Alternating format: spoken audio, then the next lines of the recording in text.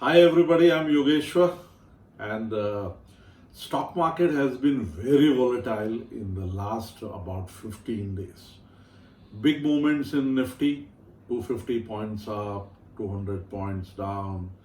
Up and down is the range of the Nifty, and 12,000 is a level Nifty has not been able to break.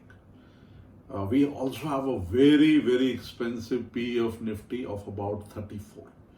34 PE of Nifty, I think is the highest we have in the last 20 years. So we are definitely in an expensive market, but with a lot of liquidity flowing into the market, FIIs putting in money, like for example, yesterday, a lot of money was put into Kotak Bank and it went up almost 9% up. So till the time this money keeps flowing in from the FIIs and the domestic investors, I think the uptrend is intact, but this would be a good time to maybe book partial profits.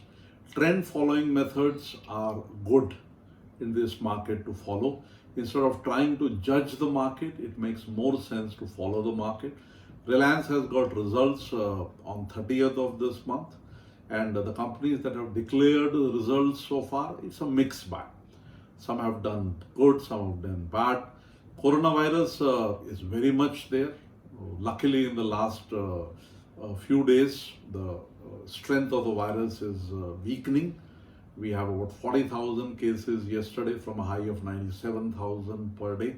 So, hopefully, if the vaccine will come, we will see further up move into the market. But I think this is a good time to consolidate your positions, book partial profits, and wait for some retracement to happen into the market. On the lower side, 11,400 looks to be the good support for the market. On the higher side, 12,200 looks to be a good resistance for the market.